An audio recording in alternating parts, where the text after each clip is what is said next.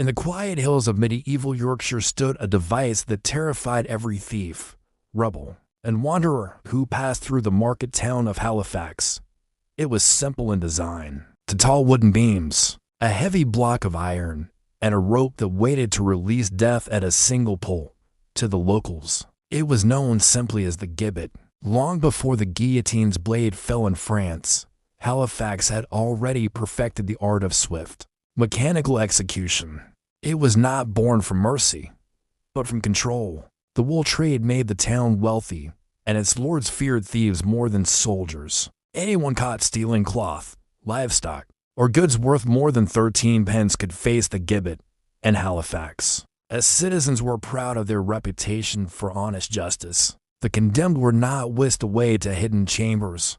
Their punishment was public, ritualized, almost theatrical. Days before an execution, word spread across the countryside. Farmers left their fields, merchants closed their stalls, and villagers walked miles to witness what they called the fall. The Gibbet stood on a raised platform, square and weathered from years of use. The blade, a weight of lead and iron fixed between two upright posts, was hoisted high with ropes. The victim would kneel beneath it, their neck placed on a wooden block that bore the dark stains of those before them. The crowd's silence always broke at the same moment, the pull of the pin. The blade dropped, fast and final, severing the head cleanly. For a moment, there was a strange stillness. Then came the cheer, the release of tension, the sense that justice had been done. Yet beneath the order and spectacle lay fear. The Halifax Gibbet was not just an execution tool. It was a warning carved into the town's skyline. The very presence of the structure said, "We do not forgive." Records show its use stretching back to the 1200s, though the exact date of its creation is lost. It stood for centuries, used dozens of times. Each execution meticulously recorded in the town's chronicles. Some names are still remembered: John of Dalton, Thomas of Flockton, and Richard Longfellow, all accused of theft, all silenced by the same wooden frame. The condemned were given one mercy: if they could escape from the town's boundary. After being sentenced, but before their capture, they were free. But that mercy was almost impossible. The Gibbet law, as it was known, required that a thief be caught within the jurisdiction of Halifax. If captured and brought back, there was no trial by jury, no plea for innocence. The blade awaited. One chronicler wrote that the executioners were careful to make the process seem fair. The victim could speak final words, pray, or confess before the pin was pulled. But no prayer ever stopped the drop. The Halifax Gibbet became infamous beyond Yorkshire. Travelers wrote of it with horror and fascination. Some called it barbaric, others admired its efficiency. It stood as both deterrent and spectacle, drawing crowds much like Tyburn in London centuries later. And yet, despite its mechanical precision, it carried an eerie humanity. Each execution was personal. The community knew the condemned, often their neighbors or acquaintances. The punishment didn't just kill a man. It reminded everyone of their place in the fragile order of medieval life. The gibbet structure itself was chillingly practical. The blade was guided down grooves between the posts, held aloft by a pin attached to a rope. When the rope was cut or released, gravity did the rest. The head rolled into a basket below, and the body was left exposed for all to see, a gruesome testament to the town's justice. Sometimes, the heads were displayed afterward, impaled on spikes or hung from the gibbet frame. Ravens gathered overhead. Children were warned to look away, though many did not. The spectacle was part of their education, a lesson in fear disguised as morality. Not all victims accepted their fate quietly. Accounts mention one man, John of Lepton, who struggled violently, forcing guards to tie him down. As the rope was cut, the blade hesitated, caught for a split second on its track, before dropping and striking at an angle. The crowd gasped as it half severed the neck. A second attempt finished the job. The story spread quickly, turning the gibbet's fearsome reputation into something close to myth. By the 1500s, Halifax had executed so many under the gibbet law that it became synonymous with the device itself. To be Halifax meant to be beheaded. an expression whispered across England with both humor and dread. Travelers joked that anyone with a light hand or greedy fingers should keep their heads well out of Halifax. Even as the centuries passed, the Gibbet's design inspired others. When France's revolutionaries sought a humane, mechanical form of execution, some historians claim they looked to Halifax for inspiration. The guillotine, sleek, sharp, and efficient, was born from the same grim idea that death could be standardized, controlled, and clean. But in Halifax, it was never clean. The ground beneath the gibbet soaked up years of blood and rain. The wooden posts creaked with the wind, and locals swore that on quiet nights, they could still hear the echo of falling iron. The last recorded execution took place in 1650. Afterward, the gibbet fell silent, dismantled, and eventually forgotten. But its legend endured as a relic of an age when order mattered more than mercy, and a man's life could be measured by the weight of a blade. The replica that stands today in Halifax serves as a memorial. Though it can never truly capture what the real one meant, it was not just a machine.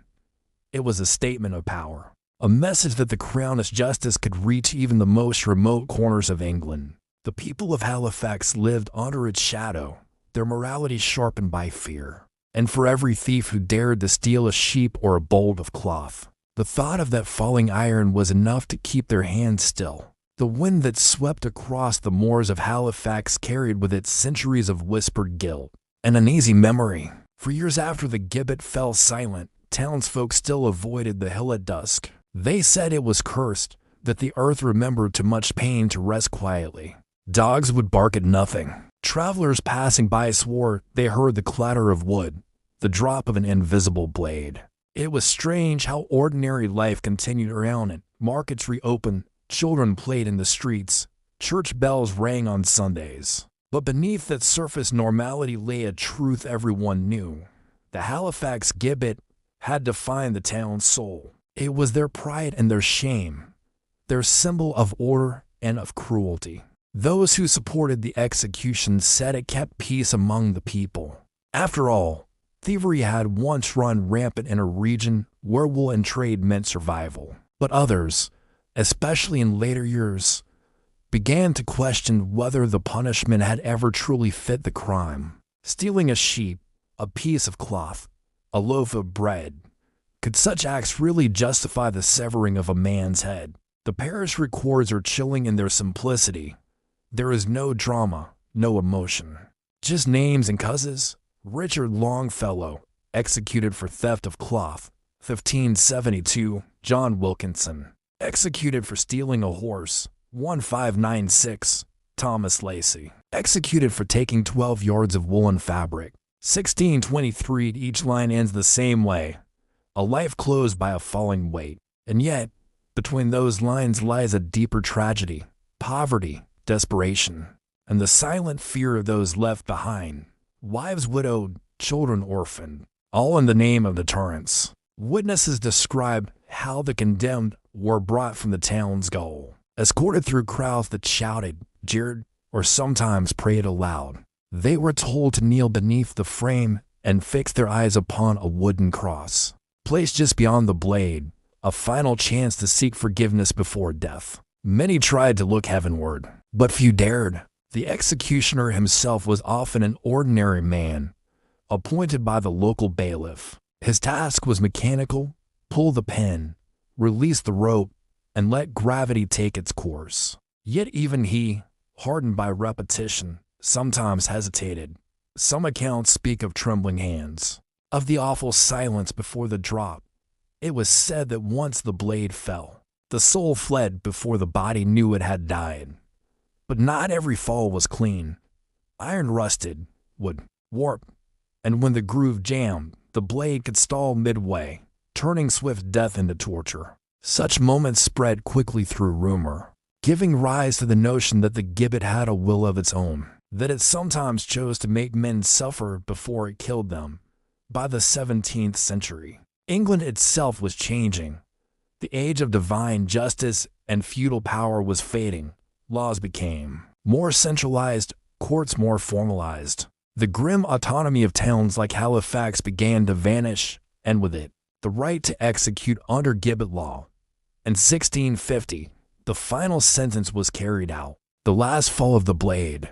The device was dismantled soon after, and yet, even when it was gone, people couldn't quite let it go. For over a century, travelers spoke of the old sight as if it still waited to claim another life. Poets mention it as a symbol of cruel efficiency. Moralists use it as a warning of what unchecked authority could do. When the French guillotine appeared in the 18th century, many English observers noted the resemblance. They recognized the shape, the principle, the cold perfection of mechanical death, and remembered that it had all begun on a quiet hill in Yorkshire. The guillotine would later become a global emblem of terror, but its ancestry lay in Halifax, born not from revolution, but from rigid control. Today, a replica stands where the original once towered, its sharp lines cutting against the northern sky. Tourists take photographs, children run beneath it, laughing. Few pause to imagine what it felt like to stand on that platform, to hear the crowd's murmurs fade into a silence so thick it pressed against the skin. If they did, they might sense what those condemned once knew, that the gibbet was more than a machine. It was an idea, an iron-bound belief that justice required spectacle, that fear could shape obedience. And perhaps that is why its story still matters. Because every age builds its own gibbets, not always of wood and iron, but of law, reputation, and shame. We may not raise blades in the marketplace anymore, but we still know how to destroy lives in public view, how to disguise cruelty as order. The Halifax gibbet reminds us how easily a community can normalize brutality when it feels righteous. It shows how punishment, once made public, can become entertainment, how onlookers can become participants. The hill of Halifax is quiet now. The grass grows where blood once ran. But history does not sleep easily. Each gust of wind across that field seems to whisper the same. Warning, justice without mercy is only another kind of killing. So, the next time you see the replica, the timber frame against the pale sky, remember what it truly represents. Not just a medieval device, but a mirror of human nature, our hunger for control, our comfort in obedience, our fascination with death dressed as discipline. And if stories like this unsettle you, good. They should, because the past is not as distant as it seems. History's darkest instruments still echo in the world we build today. If you want to explore more forgotten executions, twisted punishments, and the shadows of human cruelty that history tried to bury, stay with Torture's Room, where the past still bleeds, and the silence still screams.